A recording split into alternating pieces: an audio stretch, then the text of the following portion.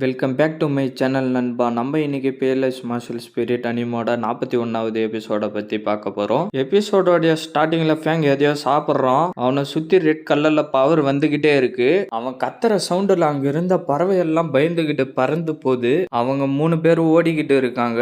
FAANG நீ உயிரோட வந்துருன்னு சொல்லிக்கிட்டே ஓடுறா. சீனை கட் பண்ணா திருப்பி ஃபேங்க காட்டுறாங்க. நீ அந்த பில்ஸை சாப்பிட்டா மட்டும் என்ன தோக்கடிச்சிடலான்னு நினைக்கிறியாடான்னு சொல்லிட்டு வந்து அவனுடைய பவரை அனுப்புறான். அது போய் பட்டு வெடி இது பார்த்தா அந்த இடத்துல ஃபேங்க காணோம். எங்கடான்னு பார்த்தா டக்குன்னு வந்து பின்னாடி நின்னுட்டு இந்த பில்ஸ் மூலியமா 9th லெவலோட பீக்குக்கே போக முடியுமா, இது எனக்கு போதும்னு ஃபேங் சொல்லிக்கிட்டு இருக்கான். முட்டாள், அந்த பில்ஸோட பவர் முடிஞ்சிருச்சுன்னா உன்னோட பவர் குறைஞ்சிடும்டான்னு ஜான்சாங் சொல்றாரு. நான் டிவைன் கேட் ரிலிமோடைய உச்சத்துக்கு போலனாலும் பரவாயில்ல, இப்போதைக்கு நான் சாவாம இருப்பேன்டான்னு ஃபேங் சொல்றான். ரவோட்டு பவர் வச்சுக்கிட்டு என்னடா ஓவரா பேசுறேன்னு சொல்லிட்டு அவனுடைய ஃபிஸ்ட் பவர் அனுப்புறான். ஃபேங் அவனுடைய ஷீல்டை வர வச்சு தடுத்துக்கிட்டு இருக்கான். அது வெடிஞ்சு 2 பேர் பக்கமும் நெருப்பா போகுது. அங்க நடக்கிற சண்டைய பார்த்துட்டு ஃபேங்கால இப்போதைக்கு ஜாவோ சன்சன் அடிக்க முடியும்னு தெரியுது. ஆனா அந்த பில்ஸோட எஃபெக்ட் முடிஞ்சிருச்சுன்னா ஃபேங்கால ஒண்ணுமே பண்ண முடியாது, அவன் செத்து போயிடுவான்னு அவன் சொல்லிக்கிட்டு இருக்கான். ஃபேங் ஓடி வந்து உதைக்கிறான். அதுல இருந்து தப்பிச்சுட்டு அவனோட பவர் யூஸ் பண்ணி ஃபேங்கோடைய நெஞ்சிலேயே குத்திடுறான். இப்படி ரொம்ப நல்லா இருக்கான்னு அவன் கேட்கறான். ஃபேங் எகிரி அடிக்க வரான். அவன் திரும்பி அவனோட பவரை வர வச்சு ஃபேங் அடிச்சு கீழே தள்ளிடுறான். எங்கடா அவன் பார்த்தா மேல இருந்து அடிக்க வரான். ஃபேங் அதில் இருந்து தப்பிச்சுட்டு அவனோட கோல்டன் ஸ்பிரிட் பவர் மூலியமா அவனை குத்துறான். அந்த இடம் ஃபுல்லாவே கோல்டன் ஸ்பிரிட் பவரா போகுது.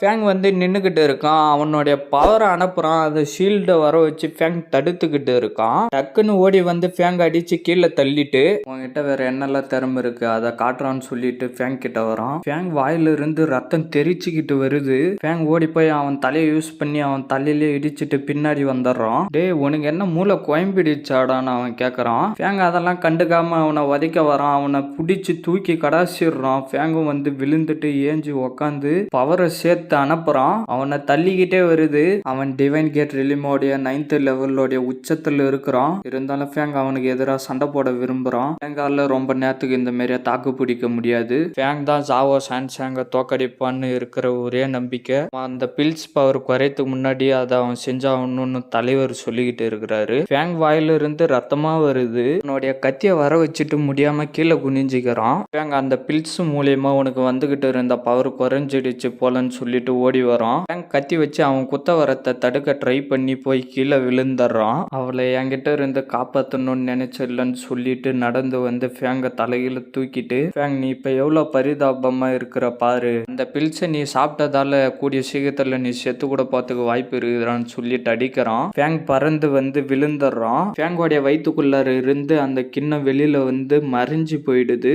யாரோடைய பேரையோ சொல்லிட்டு இப்போ உனக்கு என்னடா வேணும்னு சொல்றான். அவன் ஃபேங் கிட்ட நடந்து வரான். ஃபேங் வந்து அந்த மலையோட ஒட்டுல உக்காந்துக்கிட்டு கீழே பார்த்துக்கிட்டு இருக்கான். நீ உண்மையிலே என்கிட்ட இருந்து தப்பிச்சு நிம்மதியா செத்து போயிடலான்னு நினைக்கிறியாடா, அது அவ்வளவு சீக்கிரத்துல நடக்காதுன்னு சொல்லிட்டு அவன் ஓடி வரான். ஃபேங் இல்லைன்னு சொல்லிட்டு அந்த சின்ன பொண்ணு கத்திக்கிட்டு ஓடி வரா. ஃபேங் திரும்பி பார்த்துட்டு எகிரி கீழே குதிச்சிடுறான். அவங்க 2 பேரும் வந்து நின்னு பாக்குறாங்க.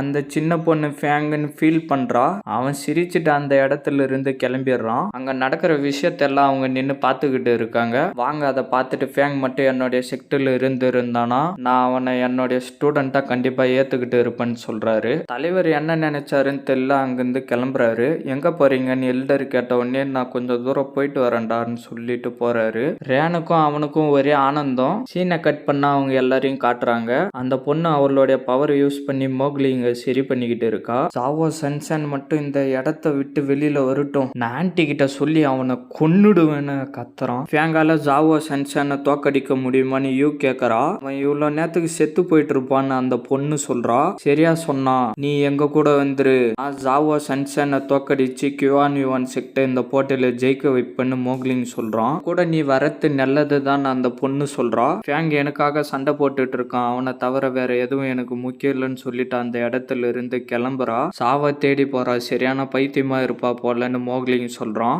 இதோட இந்த எபிசோட் முடியுது ஃப்ரெண்ட்ஸ். மறக்காம வீடியோக்கு லைக் போட்டுட்டு சேனலை சப்ஸ்கிரைப் பண்ணிட்டு பெல் பட்டன் ஆல் கொடுத்துருங்க. இந்த மாதிரி அனுப்பி பார்க்குற ஃப்ரெண்ட்ஸுக்கும் வீடியோவை ஷேர் பண்றீங்க. நான் உங்களை அடுத்த எபிசோட்ல மீட் பண்றேன். See you guys.